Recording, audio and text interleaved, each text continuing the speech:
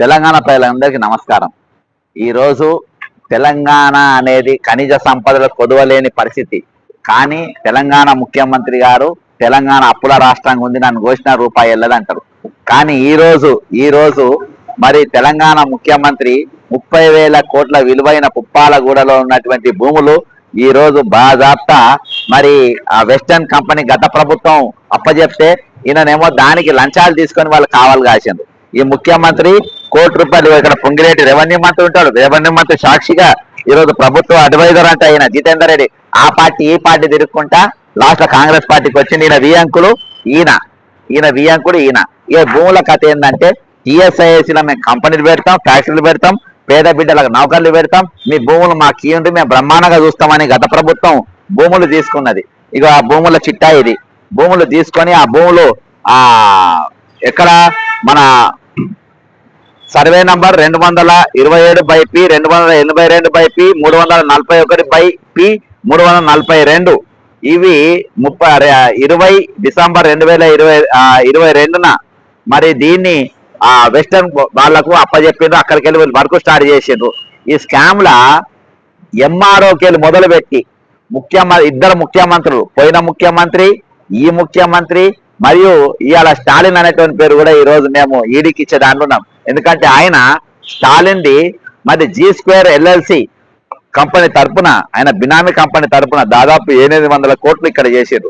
ఇది 1,40,00,000 స్క్వేర్ ఫీట్లకు సంబంధించినటువంటి బిల్డింగు.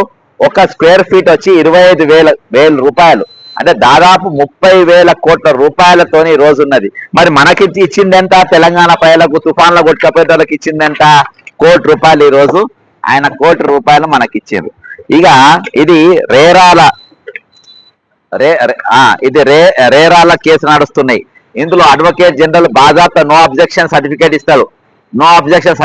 అయినా కానీ వాళ్ళు ఆయన ఇన్వాల్వ్మెంట్ అయిన తర్వాత బాజాప్తా రిజిస్టర్ అమయ్ కుమార్ ఇదివరకు అన్ని భూములలో ఆయన కేసులు ఉన్నాయి. దాదాపు నేను ఈరోజు 2,000 డాక్యుమెంట్లు ఈరోజు ప్రతి డాక్యుమెంట్ ప్రూఫ్ తో సహా నేను ఈరోజు ఈడీకి ఇస్తున్నా. ఇది ప్రతి డాక్యుమెంట్ ఇందులో ఉన్నది, ప్రతి పేపర్ ఇందులో ఉన్నది.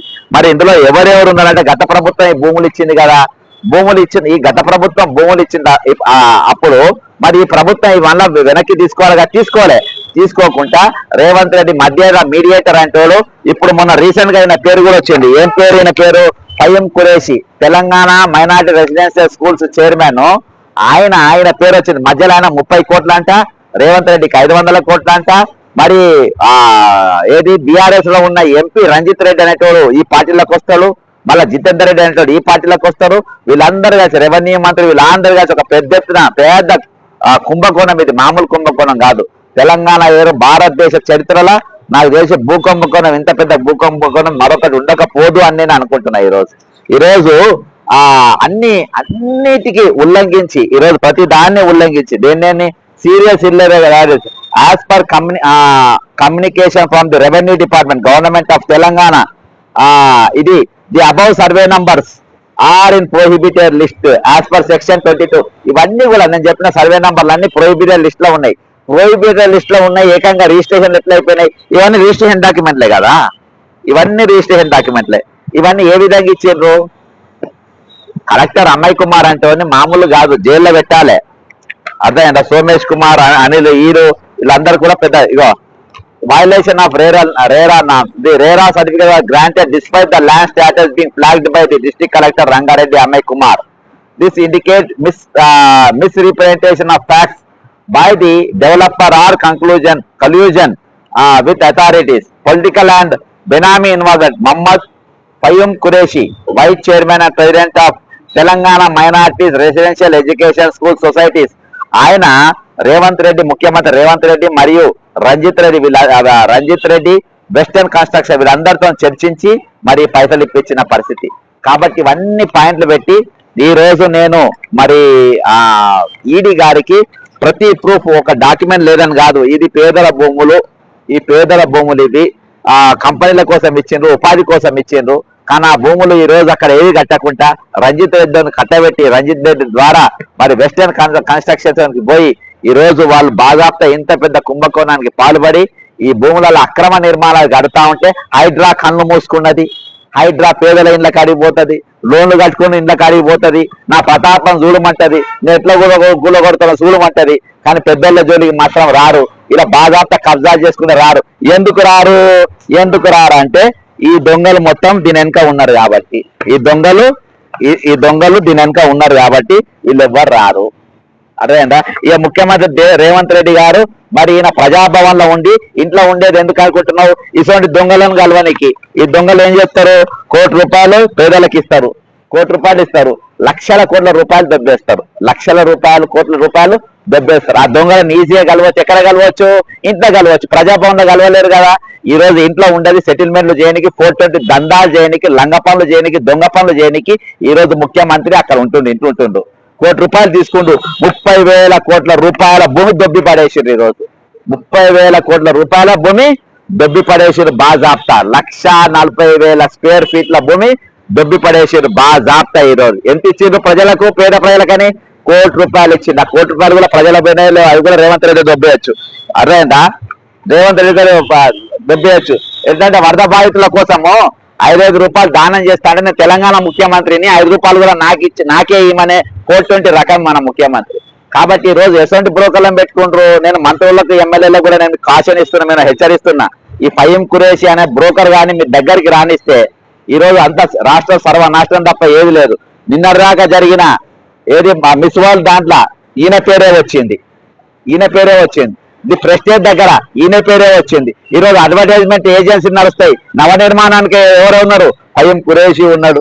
టార్గెట్ మీడియా ఈయన పేరే వచ్చింది. ది ప్రెస్టేజ్ దగ్గర ఈయన పేరే వచ్చింది. ఈ రోజు అడ్వర్టైజ్మెంట్ ఏజెన్సీ నడుస్తాయి. నవనిర్మాణానికి ఎవరు ఉన్నారు? ఫహీం ఖురేషి ఉన్నాడు. టార్గెట్ మీడియా ఎవరున్నారు? ఫహీం ఖురేషి ఉన్నాడు. ఈ రోజు ఎక్కడ చూసినా ఈయన ఒక సర్కార్ లెక్క, ఈరోజు సర్కార్ అని చెప్పి నడుపుతా ఉంటారు. వీళ్ళకి మళ్ళీ కల్వకుల కవిత వీటిపైన మాట్లాడేది, ఈ స్కామ్ల పైన మాట్లాడేది, మరి మిస్ వరల్డ్ పోటీల్లో మిస్ ఇంగ్లాండ్ ఆమె చేసిన ఒక మహిళామణి చేసిన దాని మీద మాట్లాడేది, బీజేపీ నాయకులు మాట్లాడరు, ఎవ్వరూ మాట్లాడరు. ఎందుకంటే కల్వకుంట్ల కవిత గాని, ఫహీం ఖురేషి గాని, రేవంత్ రెడ్డి గాని, ఇదంతా సుజనంటోడు గాని, ఇదంతా ఒక ముఠా. వీళ్ళతో రెవెన్యూ మంత్రి పొంగిరెడ్డి శ్రీనివాస్ రెడ్డి అనేటువంటి కబ్జాలు, ఎవరు కబ్జాలు వాళ్ళే నడుస్తా ఉన్నాయి. ఇటీవల నేను ఒక దగ్గర మైనింగ్ కూడా చూపించిన ఏ విధంగా చేస్తా ఉండరు. కాబట్టి ఇవన్నీ సాక్ష్యాలు, ఏవి కూడా కాదనలేరు. 2500 పేజీలు సంబంధించిన ఈ డాక్యుమెంట్ నేను పూర్తిగా ఇప్పుడు ఏడీ గారికి ఇవ్వబోతున్నా. ఖచ్చితంగా దీని మీద చర్యలు తీసుకుంటారని చెప్పి నేను భావిస్తున్నా. లోపల పోయినాక మిగతా విషయాలు చెప్తా. జై తెలంగాణ. విధంగా ఇది ఈడీ ఎన్ఫోర్స్మెంట్ గారికి మరి దాదాపు 2500 డాక్యుమెంట్లతో కూడినది. కంప్లీట్ వెస్టర్న్ ఇద్దరు ముఖ్యమంత్రులు స్టాలిన్ మరియు రేవంత్ రెడ్డి, ఇక్కడ ఉన్న రెవెన్యూ మంత్రి, మరి అధికారులు, MRO, RDO, collector, principal secretary, వాళ్ళందరూ ఎవరెవరు అడ్వకేట్ జనరల్ కాన్సల్ ఏ విధంగా అందరి ఇంట్లో ఇన్వాల్వ్ అయినరు, పేదల భూములు ఏ విధంగా ఉంచుతున్నారు అని పూర్తి వివరాలతో వాళ్ళు చెప్పినాం. వాళ్ళు అన్ని డాక్యుమెంట్లు, ఆ పేపర్లన్నీ చూసి వాళ్ళు కూడా విస్తుపోయే పరిస్థితి వచ్చింది. ఖచ్చితంగా ఇక్కడ వీళ్ళు ఎన్ని పన్నాగులు చేసినా, వీళ్ళు ఎన్ని ఒత్తిడులు చేసినా ఇళ్ళకి మాత్రం తప్పించుకునే అవకాశం ఉండదని నా ప్రగాఢ విశ్వాసం. జై తెలంగాణ, అమరవీరులకు జోహార్.